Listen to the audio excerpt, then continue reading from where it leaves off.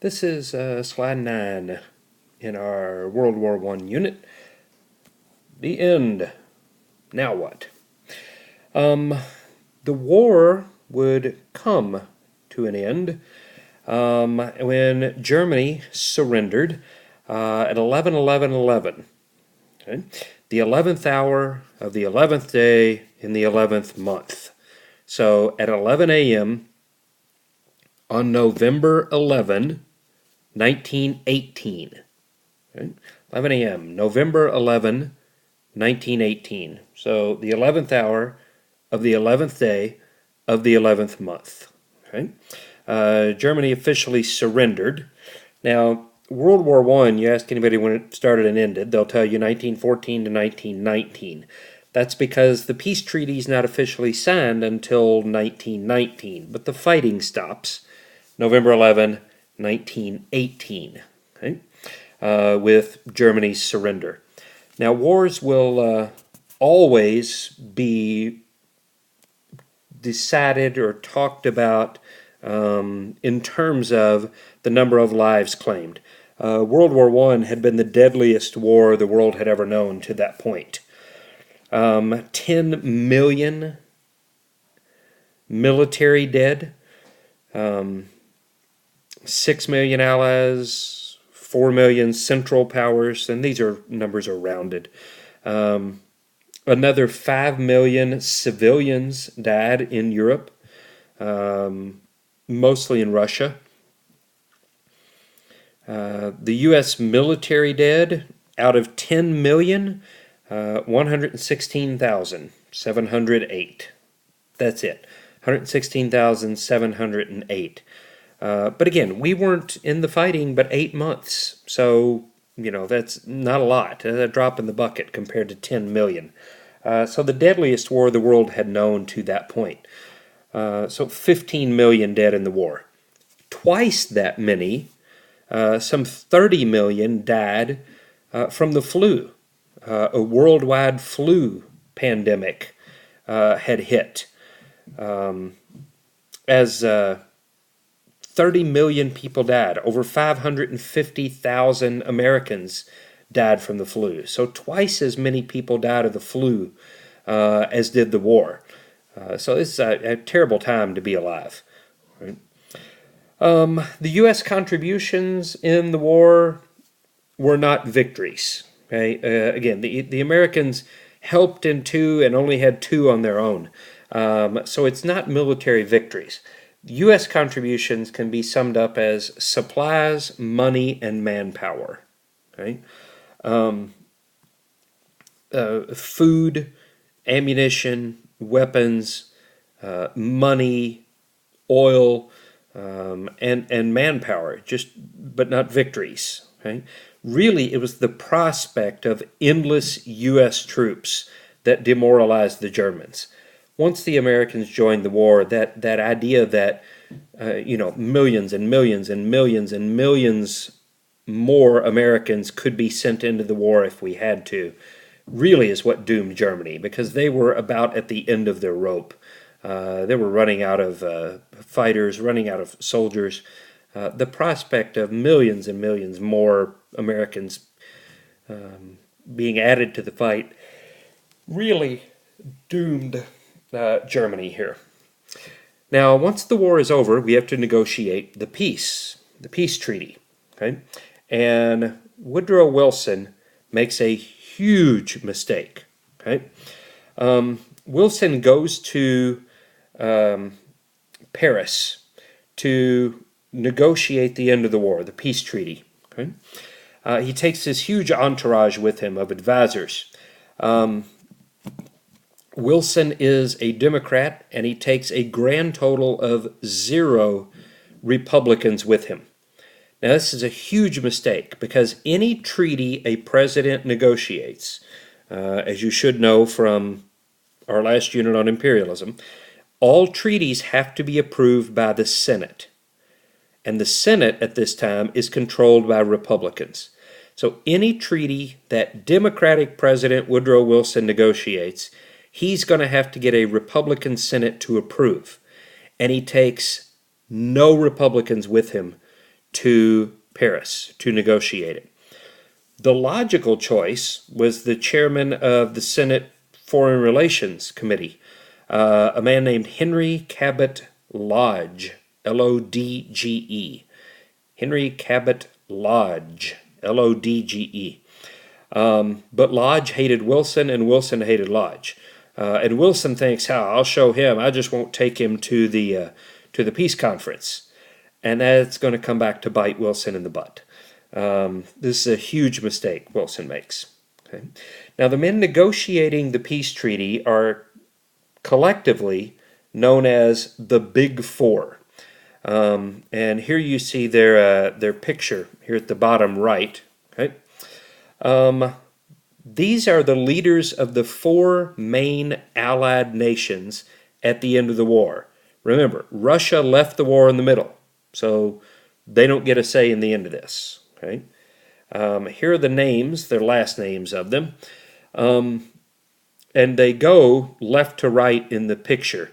So on the left here, in the B, I, F, and A, there are the countries. So from Great Britain, this is David Lloyd George, just commonly Lloyd George, the last name. David Lloyd George. Next to him, pointing there, is the Italian representative, Vittorio Orlando. Okay. Third in line, looking at the camera, the French representative, Georges Clemenceau. Okay. And on the far right, the tallest of the gentlemen in profile there, is President Wilson from America. So you've got Lloyd George from Britain, Orlando from Italy, Clemenceau from France, and Wilson from America. They are the Big Four. These are the men that will be deciding the fate of Germany and the future of the world. Okay? Now they will meet in Paris at what's known as the Paris Peace Conference. And we really see two sort of differences in ideals. Okay? It turns into a debate of imperialism versus idealism. Okay? Imperialism versus idealism. When Woodrow Wilson gets to Paris, he has very high idealistic, moral values and ideas about what should happen, what the world should look like. You know, his 14 points of freedom of the seas and free trade and ending secret treaties in the League of Nations and ending colonialism, all these high and mighty ideals, right? That's Wilson, the idealistic part of it. Imperialism means David Lloyd George, Vittorio Orlando, and George Clemenceau. Okay? These three men have no plans whatsoever on working toward an idealistic world. For these three men, who have their countries have suffered, France was destroyed by this war. Italy lost a lot of people. Britain lost a lot of people.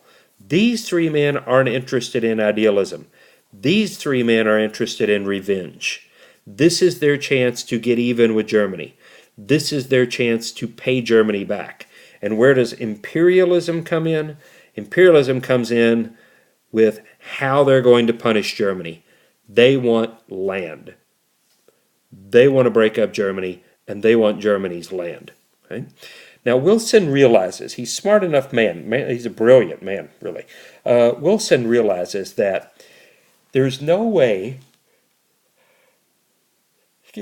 he's going to get all 14 of his goals here, his 14 points. He knows he's not. He's going to have to negotiate away some. But the one that Wilson refuses to negotiate away is the League of Nations. Okay? Remember that. His worldwide peacekeeping organization. Right? Wilson refuses to give up on the League of Nations. He will negotiate away everything else. But this is the one thing that he says we have to have.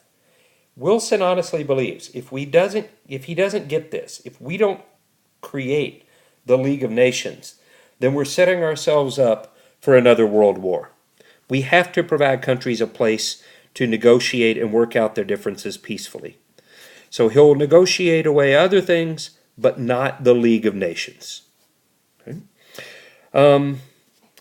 Now, bottom line here at the Paris Peace Conference, Germany is going to get punished. Germany will get a more harsh, a worse punishment than any of the other Central Powers. They were in the war the longest, they did the most damage, killed the most people. So Germany's going to receive the worst punishment. And what exactly is their punishment? Let's see, 1, 2, 3, 4, 5 short things. They're all very short. 5 things. Number 1, demilitarization. Germany is not going to be allowed to have a military. A small one, I think 100,000 men, that's it. Basically for defense. That's it.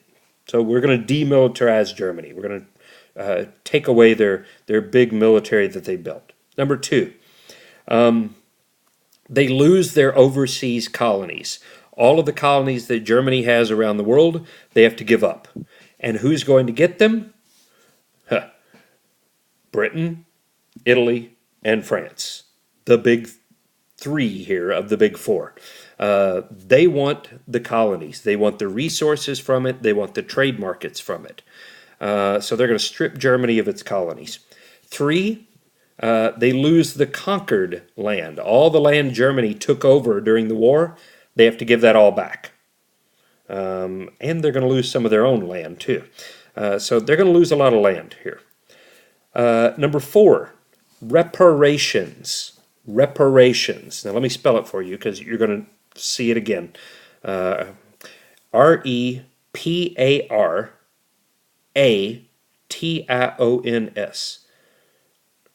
R-E-P-A-R-A-T-I-O-N-S. Reparations. That's number 4. It's payments for war damages, right?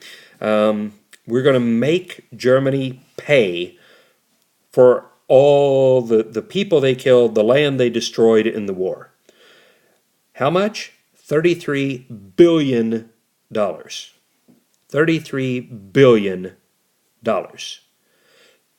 So we're going to strip Germany of its ability to make money, because Germany was destroyed in the war too here, right? Their cities were destroyed. We're going to take away their ability to make money by stripping them of all their colonies, and then we're going to hand them a bill of $33 billion. Right?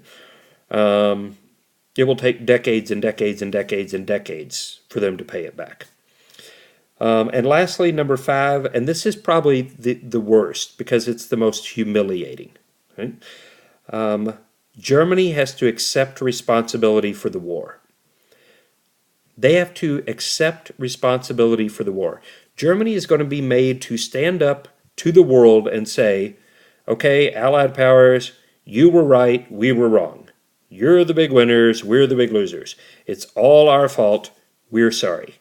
Now, if you take at a proud people, like the Germans are, and you humiliate them the way that this Paris Peace Conference does, and you make them admit to the world that they're responsible for the war and that they lost it, you do that to a proud people, they are going to get even. And Germany does. When do they get even? They get even in World War II. The short, sweet answer for what caused World War II is World War I. We set this up to fail. But Italy, France, Britain, they are so caught up in the moment of punishing Germany and getting even and getting what they can out of it, they can't see down the road the problems this is going to cause. So this is a bad situation that's only going to get worse.